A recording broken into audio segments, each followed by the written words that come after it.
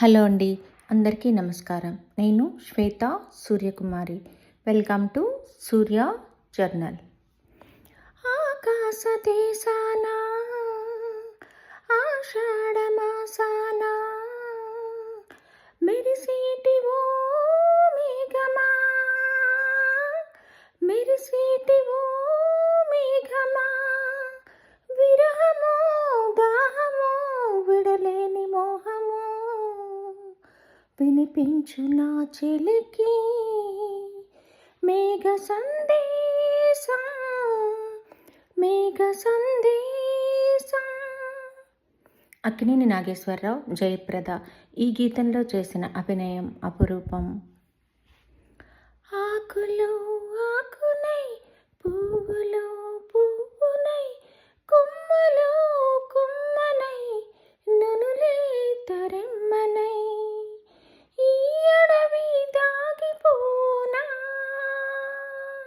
ఎటులైనా ఇచటని ఆగిపోనా, ఈ అడవి దాగిపోనా, ఎటులైనా ఇచటని ఆగిపోనా. గోదావరిలో పడవపై ప్రయాణిస్తూ నటి జయసుధ, నాగేశ్వరరావు మేఘ సందేశం చిత్రంలో ఈ గీతంలో పలికించిన భావాలు పదిలం. నిన్నటిదాకా శిలనైనా నీ పదము సోకినే గౌతమినైనా, నిన్నటిదాకా శిలనైనా నీ మమత వేసపు వెల్లువలు గోదారి గంగనై పొంగుతూ ఉన్నా, నిన్నటిదాకా శిలనైనా.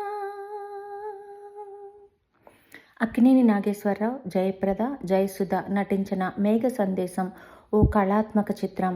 దేవులపల్లి కృష్ణశాస్త్రి, వేటూరి సుందరరామూర్తి అందించిన సాహిత్యం అజరామరం. Mangalampalli Balamuralikrishna, P. Susheela, KJ Yesudas, SP Balasubrahmanyam ఆలపించిన గీతాలు సంగీత ప్రియుల గుండెల్లో పదిలంగా నిలిచాయి.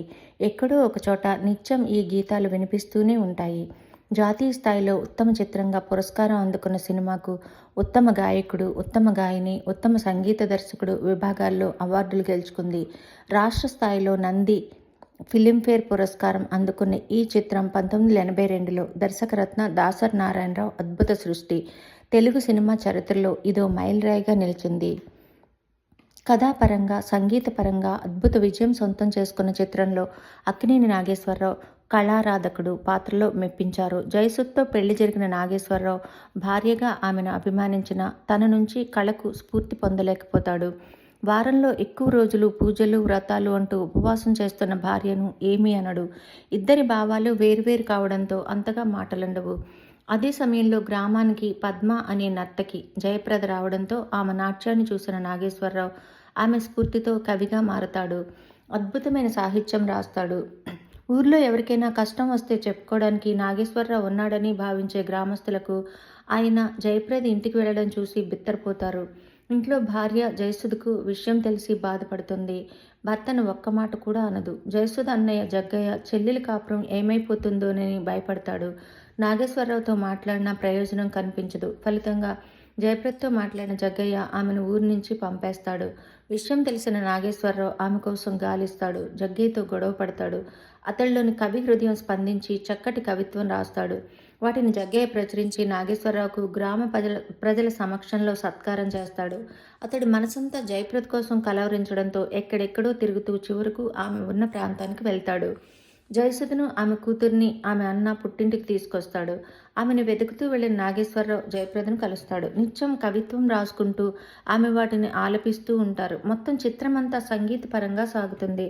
అత్యధిక ప్రజాదరణ పొందిన చిత్రాల్లో మేఘ సందేశం ఒకటి. నాగేశ్వరరావు కూతురి పెళ్లికి వచ్చిన ఆయన జయసుధ ఒడిలో తుది శ్వాస విడుస్తాడు. అప్పుడు సైతం జయప్రదనే కలవరిస్తూ కన్నుమూస్తాడు. అక్కడ జయప్రద చనిపోతుంది. ఇద్దరికీ మధ్య కళాబంధం మాత్రమే తుది వరకు కొనసాగుతుంది.